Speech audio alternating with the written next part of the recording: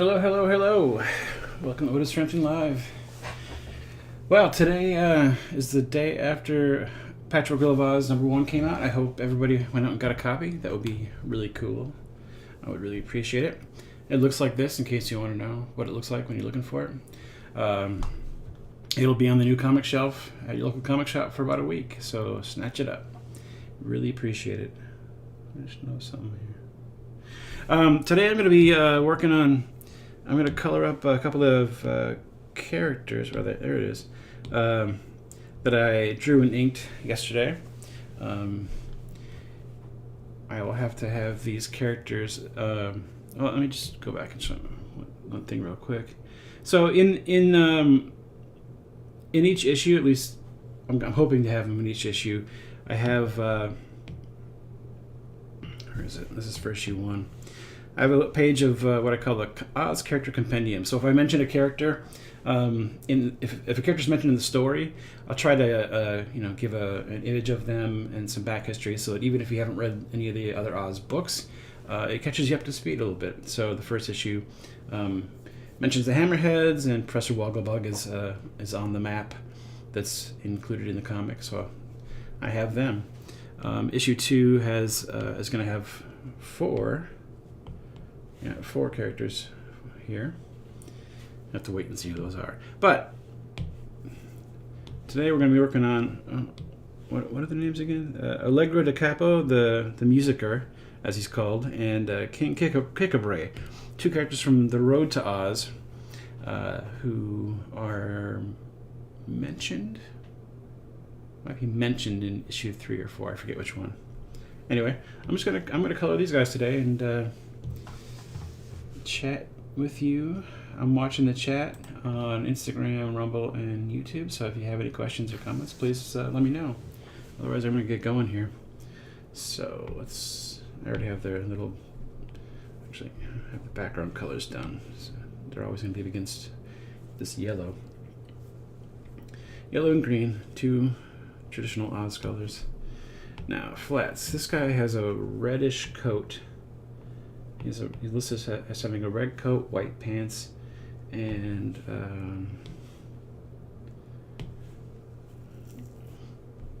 yeah. So let's throw on this for now.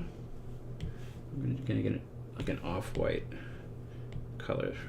There's an off-white, and I wonder if this will look good against. No, we're gonna have to have probably a similar color, but I'll put this here for now.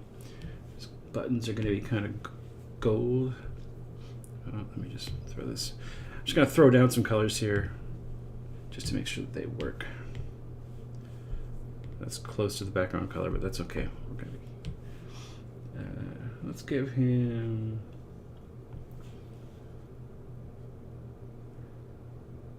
I'll give him a little darker skin color, but lighten it up.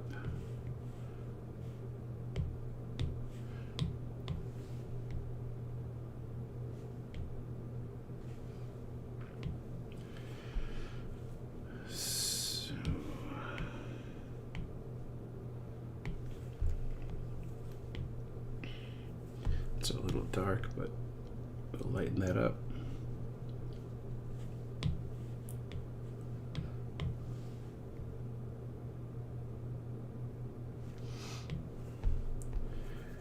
In the book, he's described as having a little tiny hat on top of a bald head.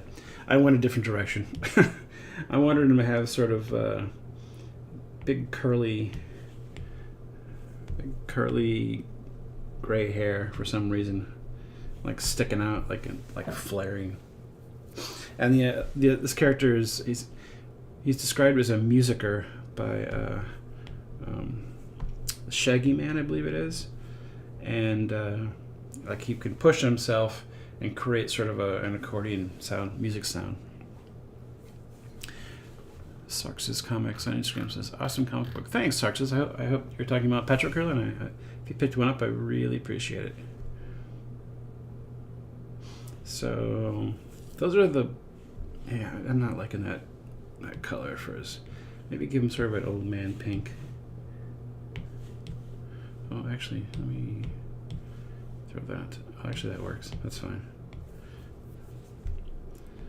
And this guy doesn't have much description of him. Oh, you know what I'm going to do actually is go back and show you the time lapse of me drawing these guys.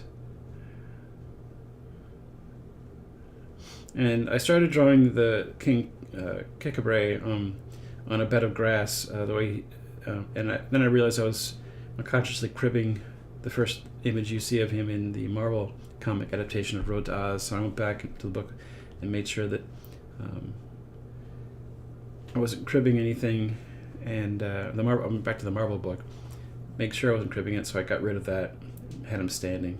He is described as the donkeys in the scene are described as being on like beds of grass, but I didn't want to look like I was just copying, so I put him on his feet, and there you can see that's where we are. So he's described as being brown, having brown fur. It's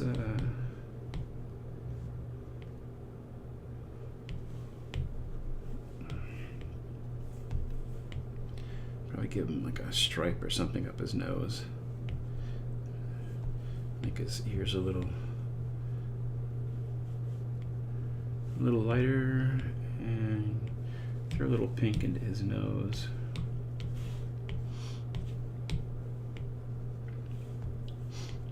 There we go. And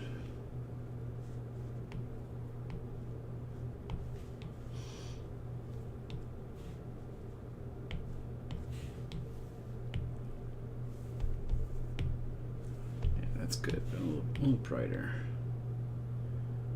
There we go. Put that there. I might have to go a little brighter on the. Yeah.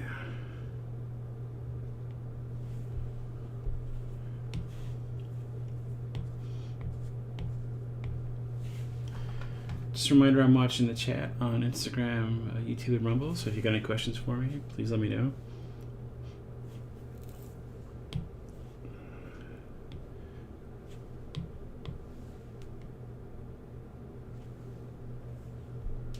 Actually, I'm gonna brighten up all of it.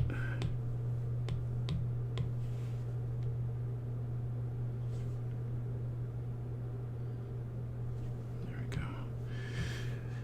Now we're gonna use the same color over here for his. I can't really see it against that. He's gonna have a. Oh no, I wanted to give him sort of a maroon. Actually, this color's nice. Yeah, it's not the same. I like that. I like that a lot. As for his jacket down here. And maybe a bright yellowish. Yeah, that works. And again, I'm just laying down colors really fast here. It's too close. Let's throw this on.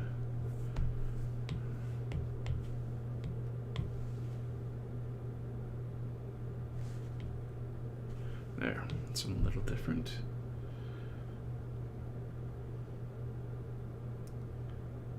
Okay, all right, now I got some basic color choices in there. I'm actually going to turn off the yellow so I can see some of these colors a little better. But I wanted to see how they worked against what would be the eventual background. Hello, Sarkis Comics. How you doing? Sorry, I missed your hi before. All right. So basically, I'm just going to go in and start laying in flats. I've talked about this before, but I don't normally flat my work anymore. My wife is my flatter. She enjoys the coloring book aspect of flatting stuff. So I'm lucky because, man, flatting anything. I mean, I still make the color choices, but the actual work of flatting is so monotonous, and it comes right at a point after you've done your layouts and your pencils and your inks, and then Then comes the coloring process, and it's almost like this mental roadblock of dealing with just monotonous task of filling in colors. So if you're a one-man band comic artist or even a colorist, I highly recommend hiring a flatter. It's a lifesaver. It's got a bit of a Santa-ish look here, but that's okay. I might do some adjustments on the red if it's looking... I forgot to choose a color.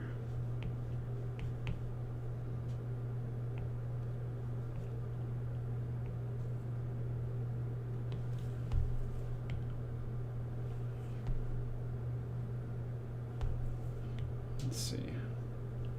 It's a little too muted for my taste.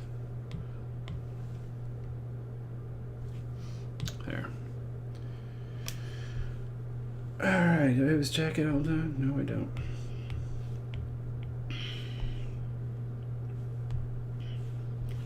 Turn this on while I'm coloring his gloves. But, you know, back to flatting. Maybe some of you enjoy flatting. For me, it's just a momentum killer. If I can go right from inking to the, the shading and lighting, and the rendering of the coloring process, I'm a happy person. So for years now, I've before my wife, before I learned that my wife actually enjoys doing the flatting, I would hire, intern type people.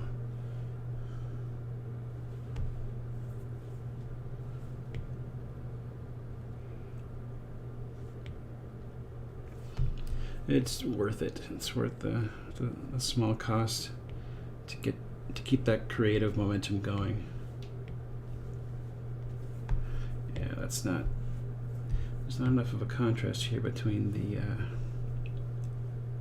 his hair and his skin, so I think I'm gonna lighten up his hair.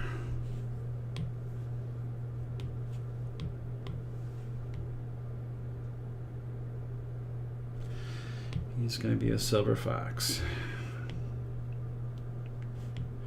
The rules of color have demanded it.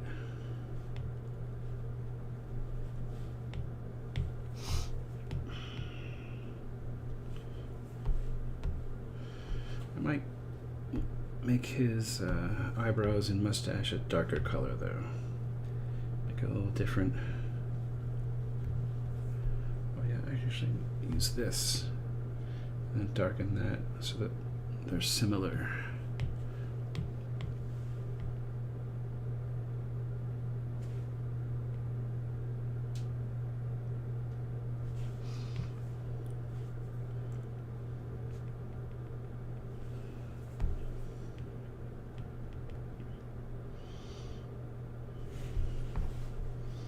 Yeah, it's gonna work.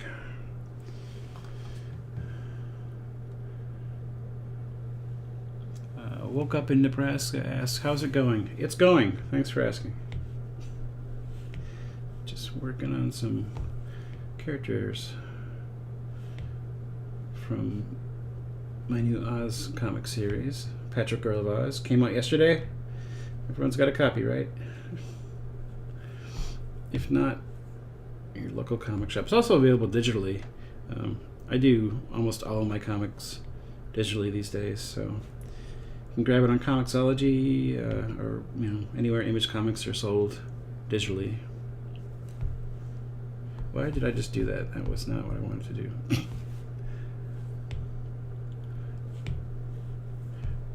Getting ahead of myself.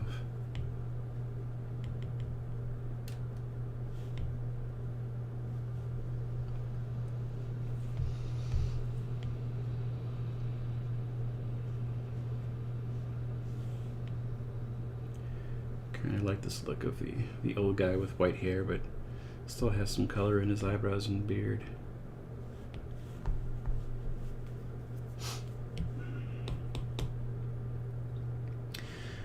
Woke up in Nebraska. You asked, you doing any cons? this year. I only do local shows these days. Traveling's really expensive. It takes away time, creative time. I just don't do it that much. So I guess, unfortunately, for anybody wanting to see me, unless they live in Minnesota or the states that border it, you're probably not going to see me at a show. You know, comic conventions have kind of lost a little bit of what made them, at least for me, I don't want to say special, but like before the internet, you went to comic shows and you got to meet comic creators. It was the only way to meet them. But now, look, you're meeting me right now. You're meeting me right now.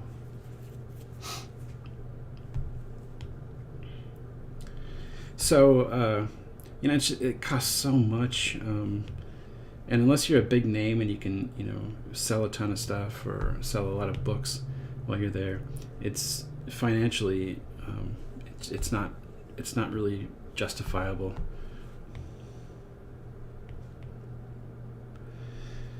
So that's why I don't do many shows anymore, unless it's within driving distance. Because those are basically free shows, in a sense, unless I'm putting up money for a hotel.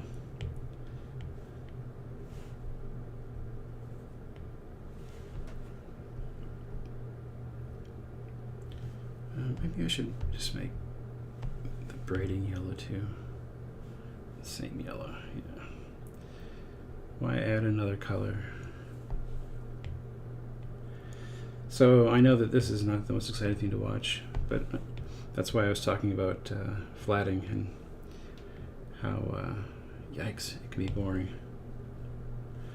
Some people flat different ways. Some people have more, like, there are ways that you can do flats that are much more automated. That doesn't really work for me. And sorry, my nose is itching.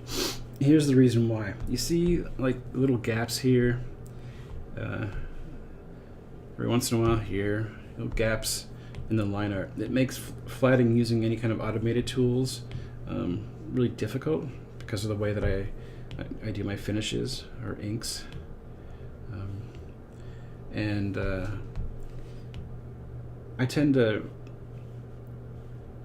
not favor doing flats with like selection tools. Like I could do this using the, you know, this freehand selection tool. I could do it using that.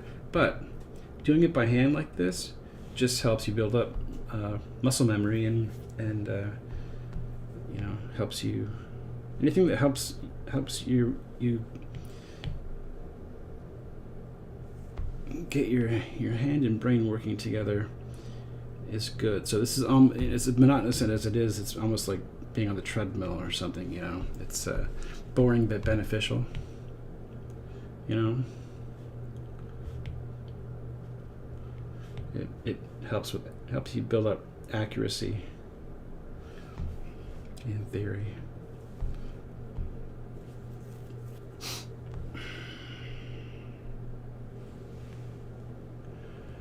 Julie, hello. I was just thinking about you, Julie. It's weird that you should show up. I was just thinking about you.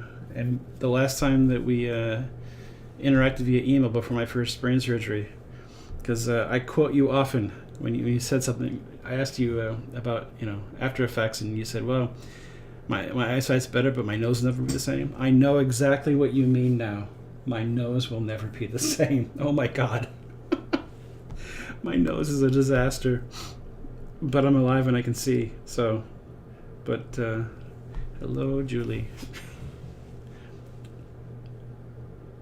Hopefully this is the same Julie that I'm thinking about. Please confirm, Julie.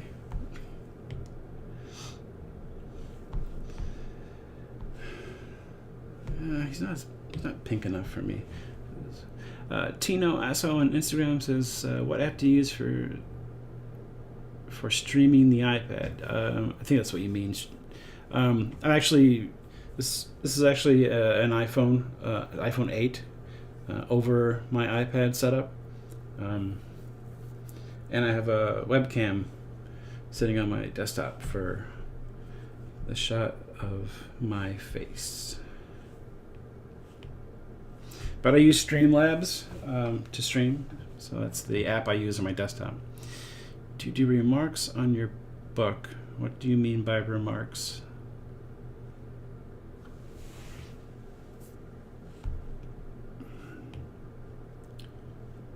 Do you mean commentary? I don't know what that means, I'm sorry.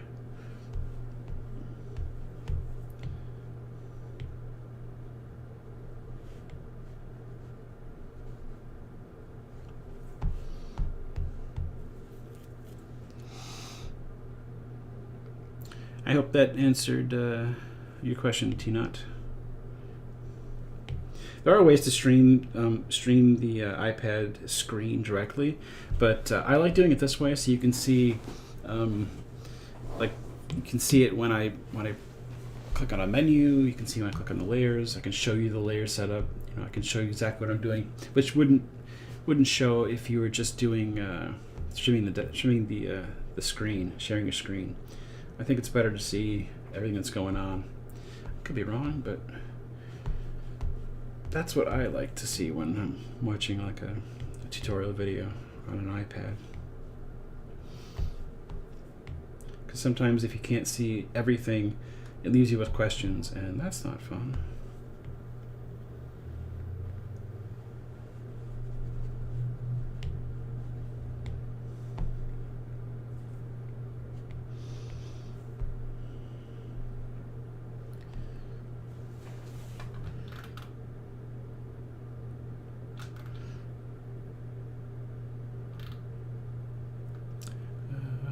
Woke up in Nebraska. Sorry, I'm looking back in the comments here. Missed something. Oh, my nose is so itchy. Yeah, I'm trying to put. Woke up in Nebraska says, yeah, I'm trying to put a con together in Nebraska, and I'm wondering how I'll get artists there these days. You know, Nebraska isn't too far away. You know, if I had my hotel taken care of, I might drive down. So there's that. Comp my hotel, and I'd probably show up. Nebraska is not too far away. Hope that is okay to say. Woke up in Nebraska. Do a sketch on the cover. Oh, sketch covers. Remarket. I've never heard that term. Remarket. I don't really do sketch covers. I'm not really good with drawing on paper, to be honest. It's not my thing. I wish I could. I wish I could do it more, but I really am a creature of digital, even though I began my life in the analog world. I don't like this guy's. I want him to be a little more pink. I've got like 100 sketch covers that I bought over the years, and I've just never used them because it's not something that I'm good at.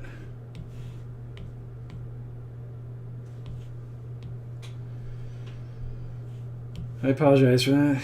Anybody wanting those kinds of things, and because of that, I don't do. I haven't done any sketch covers for my comics, because that would basically force me in a situation where I'd have to do them, and I'm just not good at it.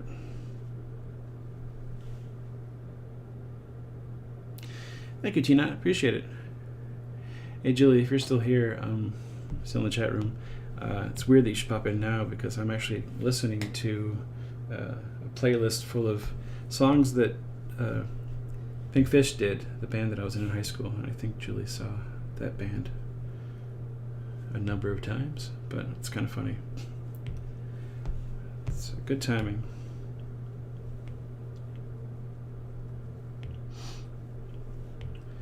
I promise I'll get to the fun part of coloring characters, which is the shading and lighting, all that stuff. In fact, I'll probably just start on this character before I flat the other character. What time is it? Yeah, we're good. Woke up in Nebraska says, I'll remember that. I'm guessing you're talking about the hotel room thing? Yes. If you comp my hotel, make me a guest, I will show up. That is done deal. This guy's supposed to have a yellow stripe. that yellow is so close to the background. I mean, oh, but you know what? It's fine. I do sort of a greenish. I might have to brighten it up a bit. We'll see.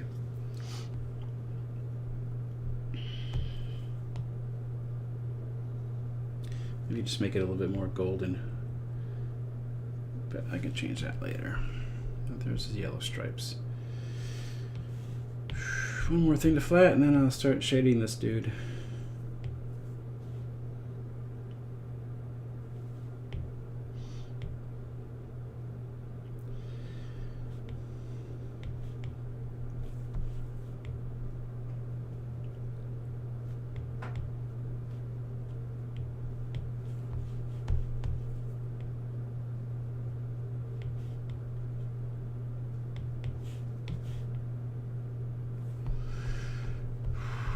Okay, let's start shading this guy. Do I have them all done? Yes, I do. So I typically use this sort of dark purple for shading. Oops, let's make sure on this on the right. Oh, let me do his face first. I usually do the face first.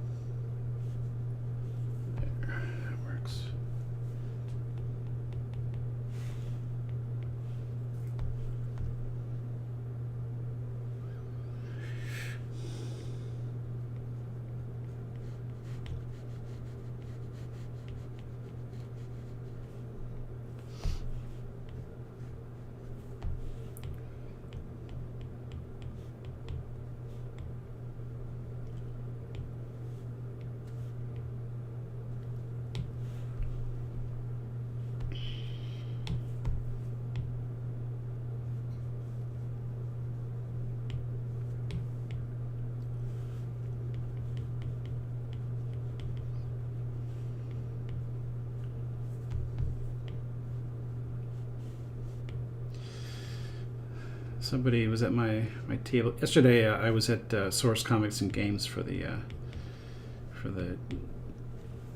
day one release of Patchwork Girl, and someone came up to my table and was watching me because I was working at my table, working on a page actually of a future issue of Patchwork Girl. I don't like this. It's weird.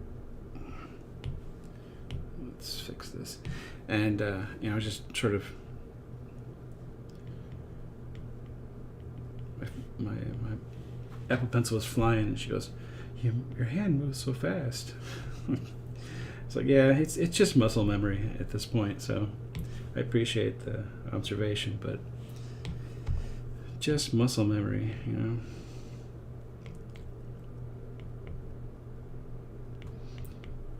And it's fun, but this is one of my favorite parts of the coloring process, is the shading, the initial shading, where you're determining sort of where the light's coming from. I'm going to actually shade that with a golden color, give it kind of a brassy feel.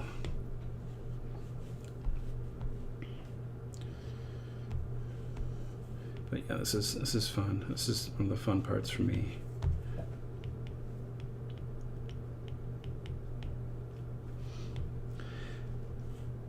Partly because my line art is so sort of bare, you know.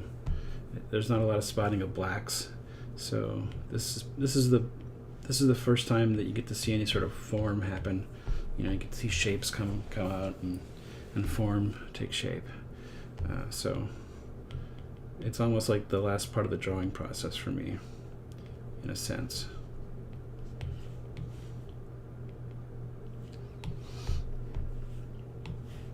What are we doing? I'm going to find a color that I can shade.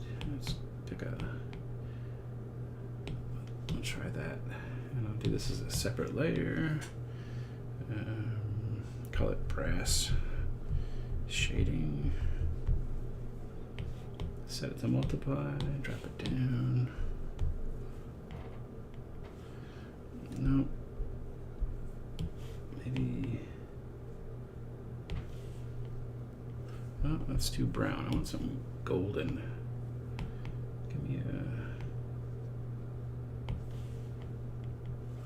That's good.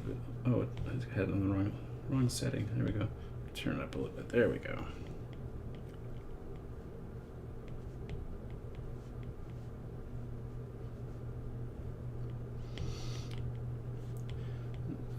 Do a little bit of a sort of a texturing shading here to give it even more of a sort of brassy feel. Like it's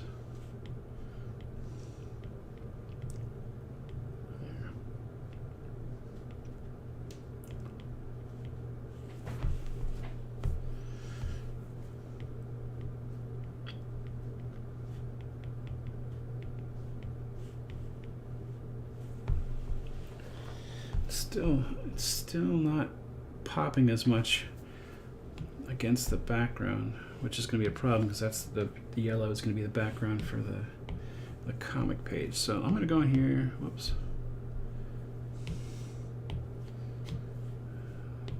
I'm going to select all these yellows.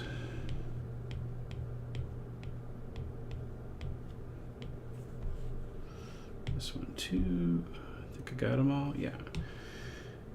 Create a new layer. Let's just. Whoa, what just happened? Oh, nothing. It's just too close to the red. I thought I was painting over the red. All right.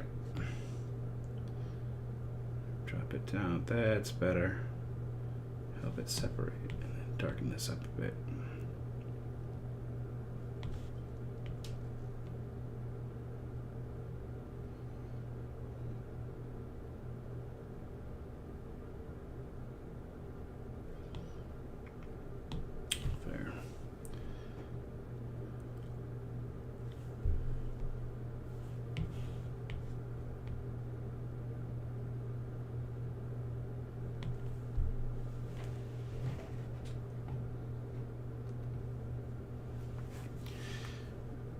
Check the chats real quick. No chat.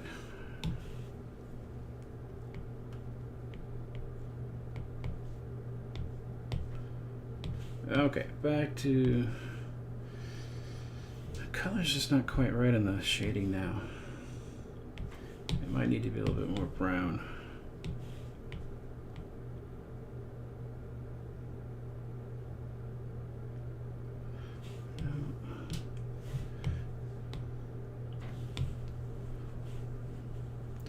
That's better.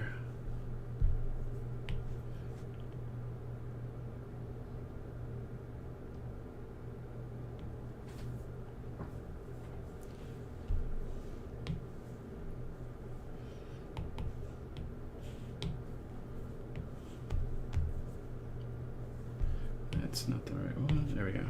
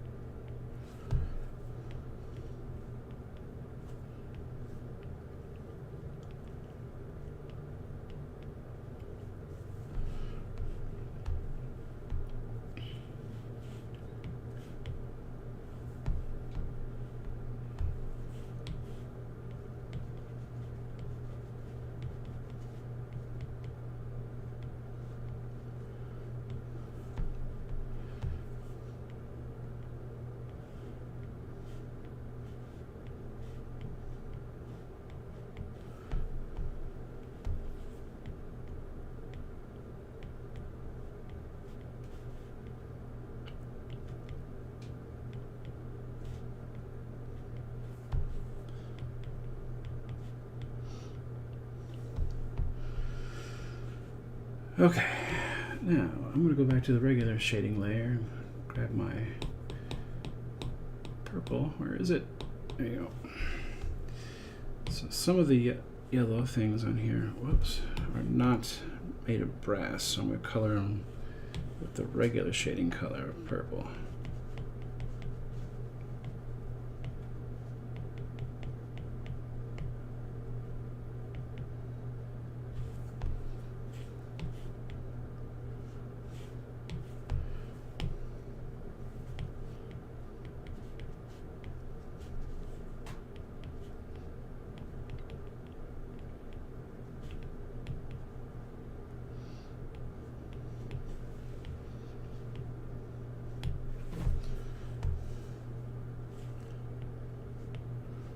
Some of these more in shadow.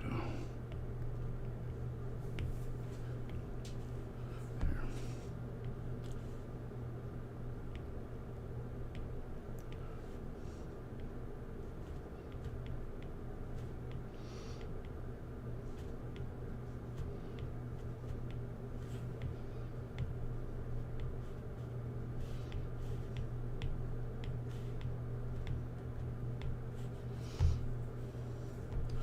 So I'm going to give him kind of a curve here because he's a fat little fellow. That's how he's described in the book. That's not me judging.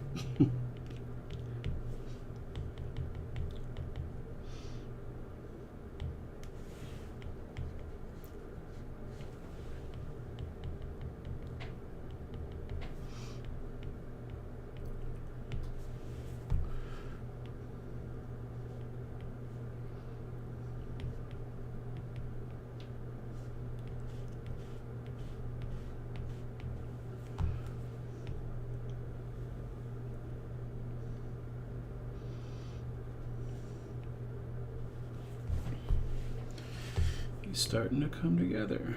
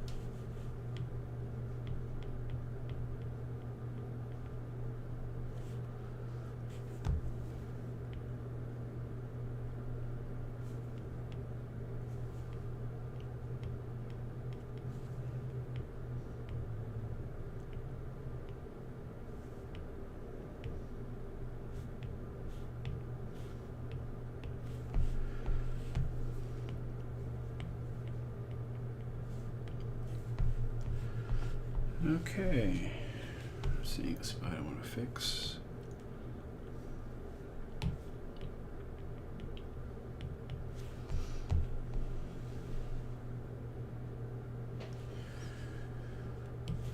Let's throw a little more pink into this guy's nose.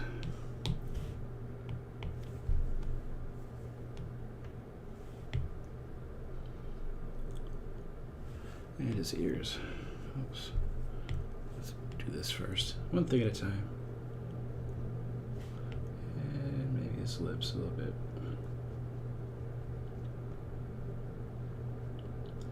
To highlight the fact that he uses his mouth a lot to make that music. There we go. Just a little bit. There we go. That's good. Now he looks like a ancient marching band instructor. Looks like got a lot more viewers here on Instagram. I'm watching the chat, so if you got questions or comments or whatnot, let me know. All right, let's move on to this guy. What time is it? Yeah, I got time. Where's that down? And if you're, well, actually, let's turn this off. A latecomer, I'm working on a couple of characters. A couple of characters from the Land of Oz from my new comic series, The Patchwork Girl of Oz. Came out yesterday, issue number 1 from Image Comics. Oh, I wanted to fix that. I didn't like the lines. So, if you have a local comic shop, please check it out.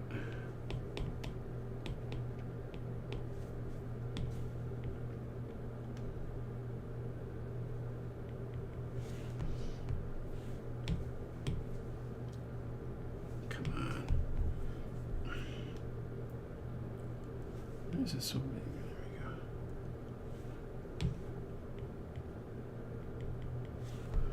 There we go. There. That's what I wanted.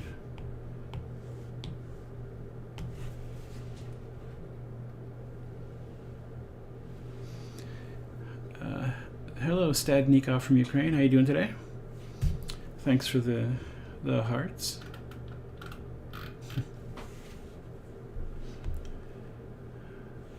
I'm actually going to color this in. It won't stay this color. I'm not quite happy with that.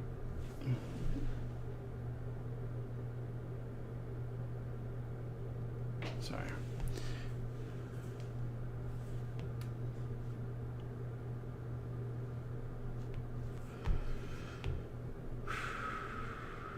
This is King Kikabray. First appeared in the book The Road to Oz. Actually, both these characters are from The Road to Oz. And they are mentioned in an issue of my comic adaptation of The Patchwork Girl of Oz. I think it's a reference that I actually added to one scene. Yeah, I'm sure, but I added it because there's something musical in the scene, and I thought it'd be fun to throw a little Easter egg in there for Oz fans.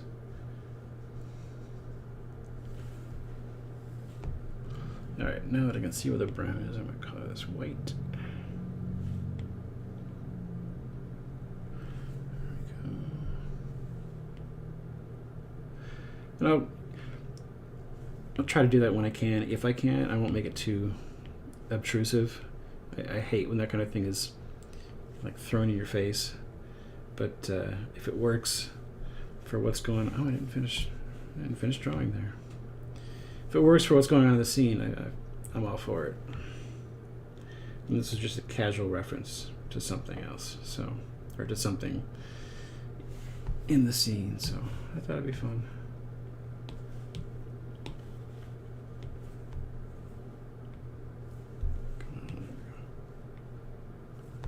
What's going on here? There we go.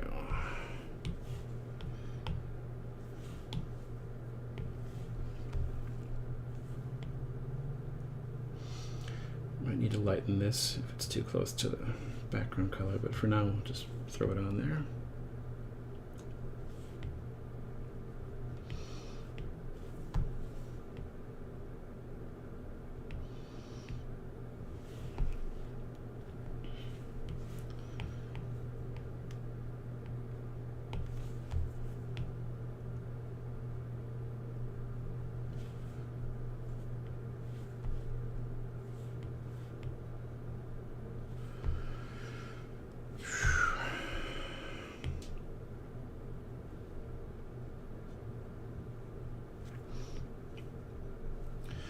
doing these designs of Oz characters is kind of the way that the Patchwork Girl of Oz comic even came to be.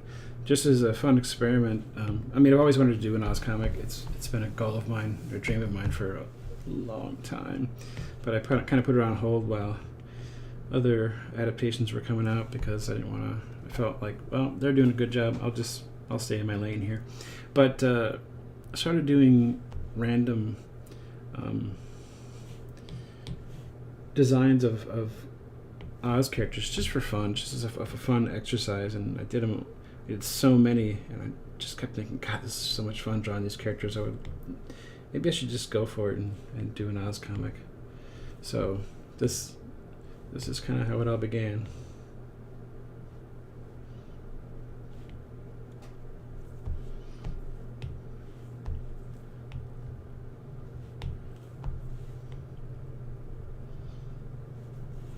And I mean, they're basically just like this. I can show you some of the ones I've been doing here.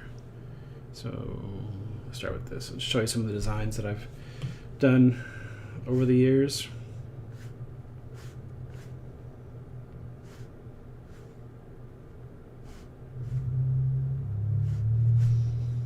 Just trying to find my version of the characters. That was probably the first one I did. Look at that, 2018. That was probably the first one I ever did. That's how long I've been thinking about that. And then jumped to 2021. Did some faces. That's another 2018.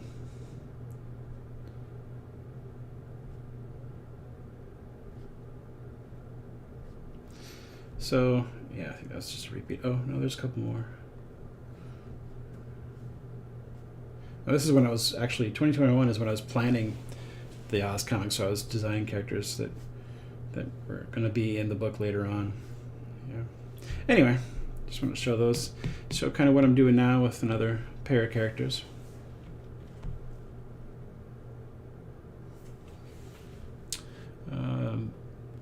Meantime creation. What are you drawing? I think I just answered that. A couple of characters from the Land of Oz are going to be in my Patchwork Girl of Oz comic that just came out yesterday. Issue 1 came out yesterday from Image Comics. Go check it out. Stadnikov asks, is your main job drawing comics? Writing and drawing comics, yes. That's what I do. And writing in general. I've got a couple of indie novel series that are starting later this year. And if you want to see what they are, you can look in the back of issue 1 of Patchwork Girl of Oz, because there's ads for those upcoming novels.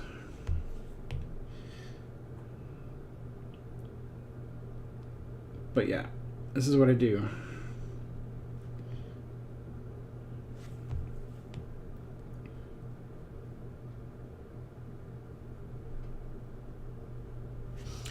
Now, I'm not crazy about. I think I need some variety, so I'm going to throw some color onto the edging here of this guy's coat. Make it the same yellow.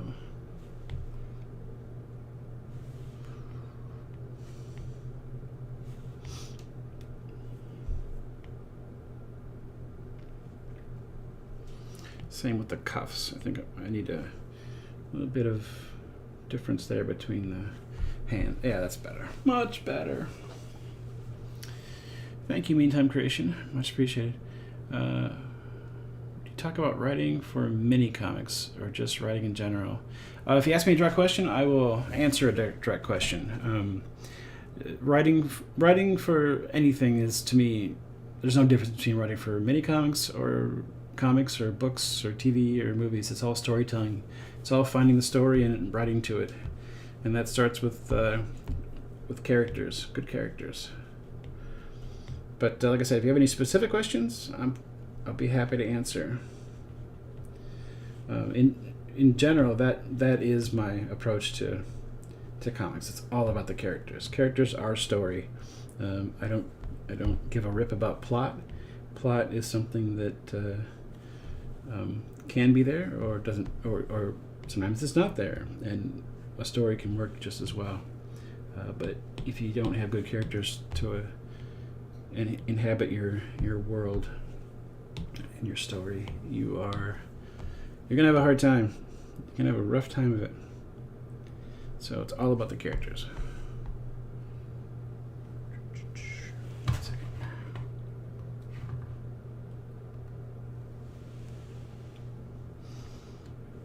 But I mean that applies to anything. It applies to any storytelling medium, in my opinion.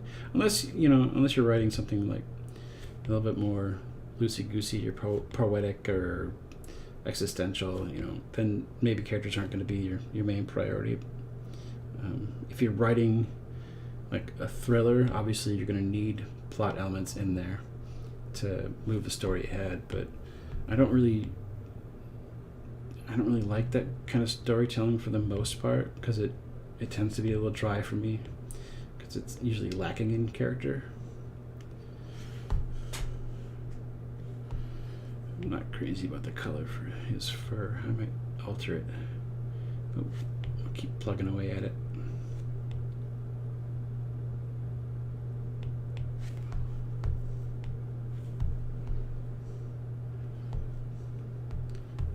It's a little, I don't know. It's not enough distinction between the colors of his fur, so I might have to alter this. We'll see.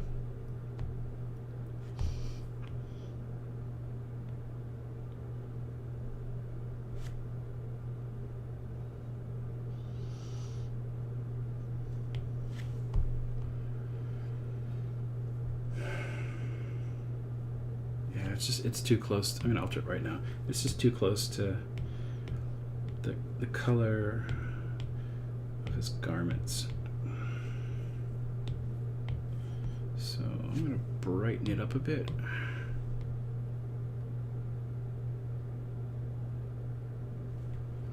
There, that's better.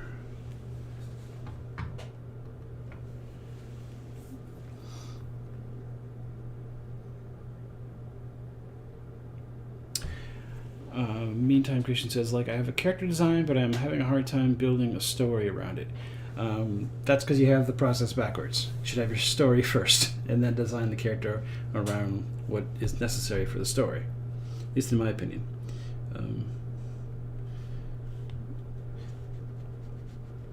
Even with regard, even in comics, it's so important to have your story. Have a story set, an idea for the story worked out, and the idea for the character worked out before you jump into things that like design. That stuff can come later, but you got to get the fundamentals down. So I would reverse your approach and think of a story. Think of a good story first. Let's give these.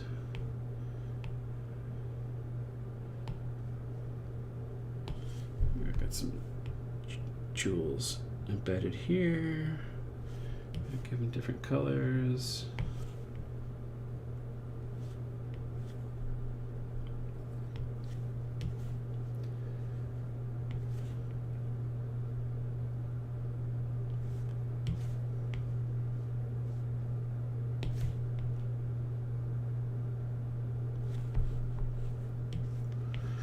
And one more. There it is. There's a purple. There you go. Now, Meantime Creation, it is possible to go that route where you build a story around a character design. Obviously, if you're writing characters for mainstream comics like Batman and the X-Men, the character's already there, design's already there, and you're writing the story around that. But it didn't start that way. You know what I mean? So that's just my advice. All right, now I'm having the same problem here. I'm gonna throw a little gold into some of these colors.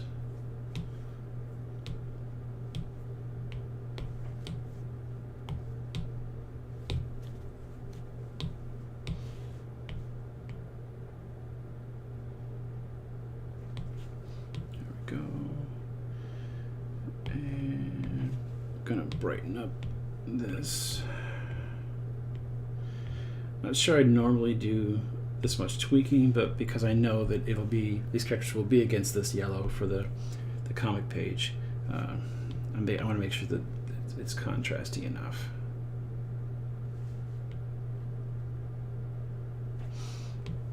There we go.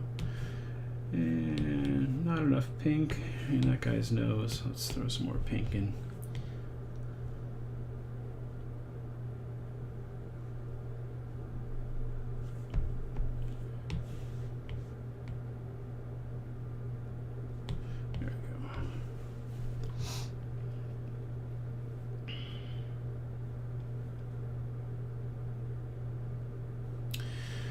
Stadnikov says, "How is Procreate better than Clip Studio Paint?"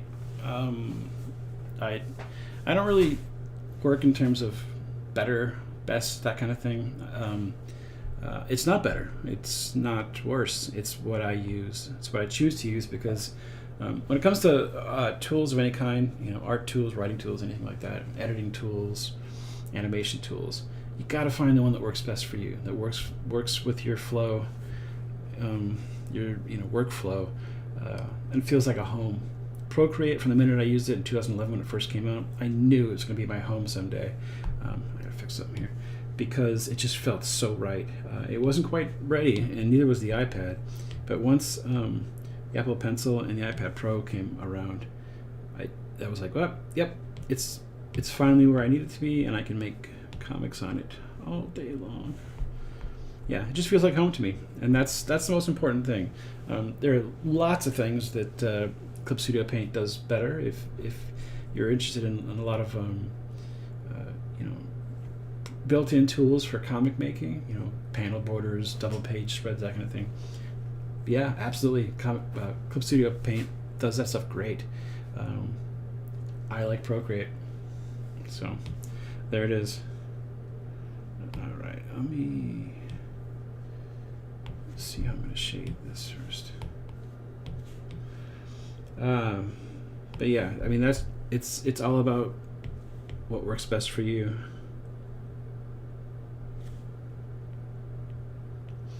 Never tell anybody when they ask me that kind of advice that something is better than the other one, because it might not be better for them.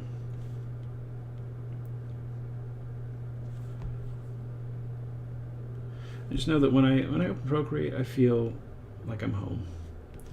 And the tools feel right for me. Everything about it just works.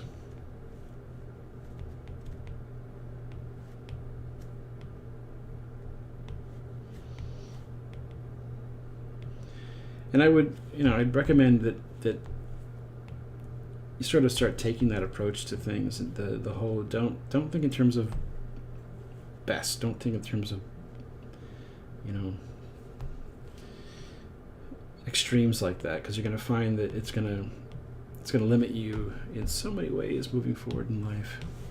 I was thinking about that attitude today when I saw that the Academy Awards nominees were listed, and it's like, Best Picture. Well, what is best? I don't think there is a best movie. I think there are movies we like more than other movies, and I don't think that you can really say something is objectively better most of the time. Sometimes there's, yes, sometimes there can be an objective nature to that kind of thing, but most of the times it's things that you like more than other things, and I wish more people thought that way. The movie that I thought was the best for the year was like nowhere to be seen on the entire Academy Award list today. So there you go. It's the movie Saturday Night for what it's worth. I thought that was the best movie that I'd seen all year for my tastes. I was very happy. My wife watched it she went on a trip to Florida recently and watched it on the plane, and she texted me and said, "I watched Saturday Night, it was awesome." I'm like, oh, well, that's cool. But if she hadn't liked it, it's No skin off my nose. What are we doing? I was happy to see that the animated movie Flow was nominated for Best Animated Movie, though. That movie is amazing. Oh, I just realized I forgot to add something here. What time is it? Ooh, a little late, but that's okay.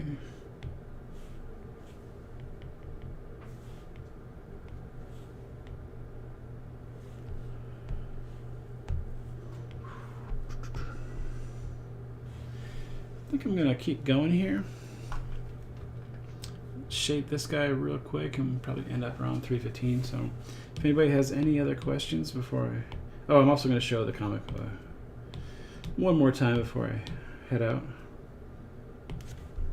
And then tomorrow I'll probably be working on another page like I have been.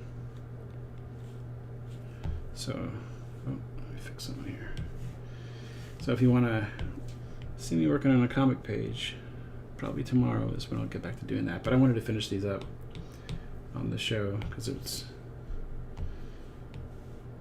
usually more fun to watch some finished artwork. At least I think there is. Maybe I'm wrong about that.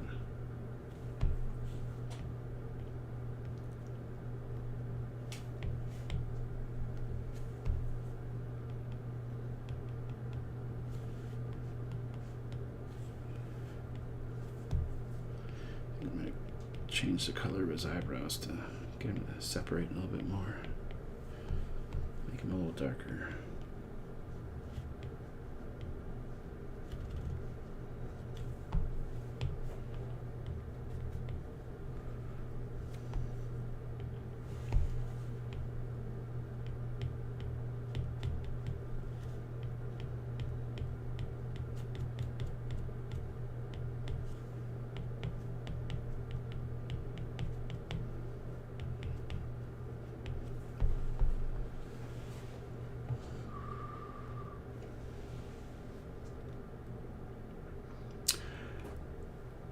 Oh, good night, Sadnikov. Have a good night. Have a good rest over in Ukraine. Thanks for watching.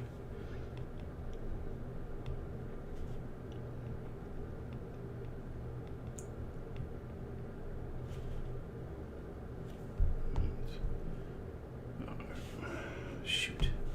Just realized I did something wrong there.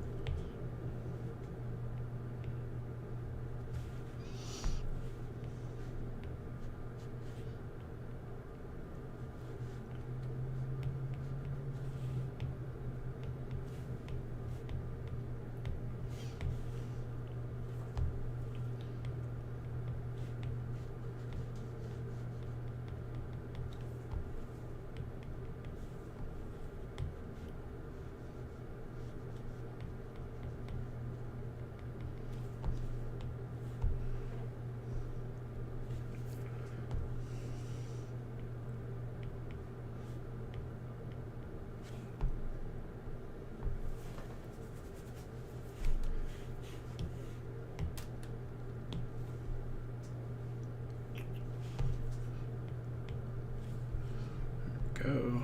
I'm just gonna add a few more touches here.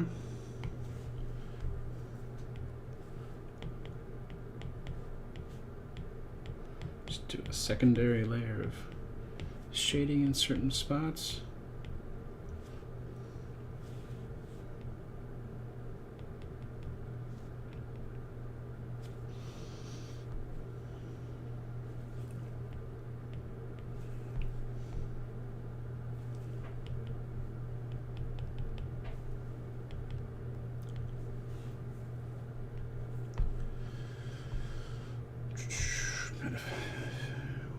Figure out that dialogue balloon too, but I could do that later.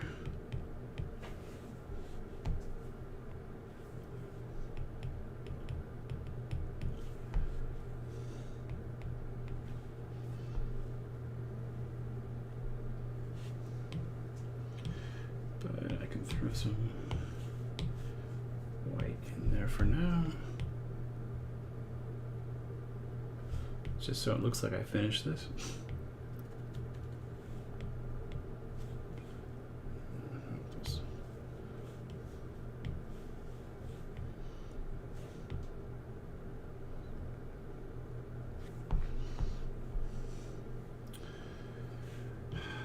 Well, I might as well just finish this, right? I'm still working on it. Let me...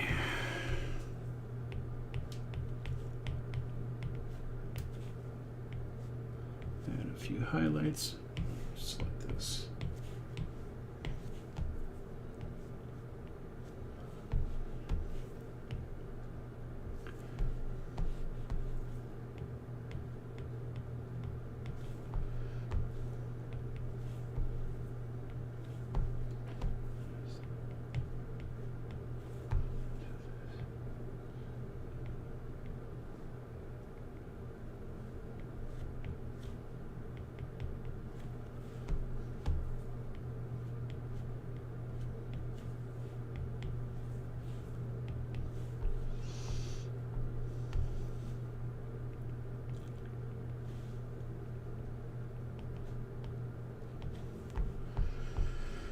There we go.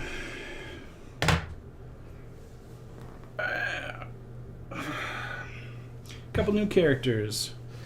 The Musicer, I always forget this guy's name. The Allegro da Capo, the Musicer, as he's called, and King Kikabray from The Road to Oz. They'll be showing up in the Oz Compendium in the back of the Patchwork Girl of Oz.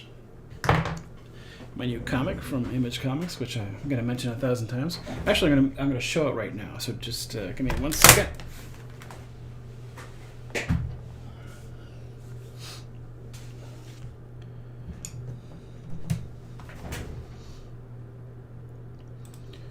sure it's bright enough.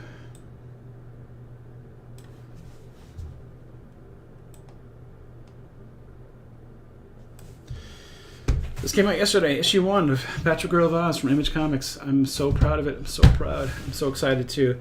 It's awesome to finally have this Oz comic out that I've been wanting to do for so long.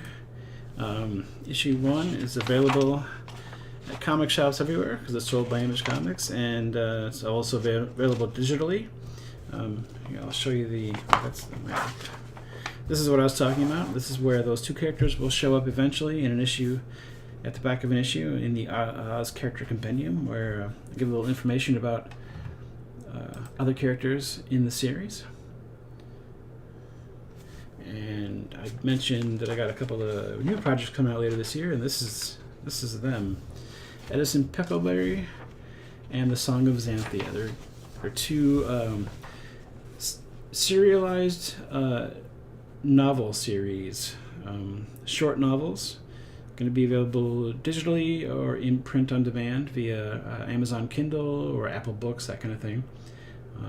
Very excited about these projects too. Been working on these for many years. And of course, issue 2 coming next month, February 19th of Patchwork Girl of Oz. Please go to your comic shop. If you're an Oz fan, tell your friends. You got any friends who are new fans of Wicked, tell them to try out the comic. I'd really appreciate that. In the meantime, please like, subscribe, and share my streams with your pals. I'm on Instagram, X, Rumble, YouTube, and Facebook. Those are the 5 places I stream to. And I'll see you tomorrow at 2 p.m. Central for more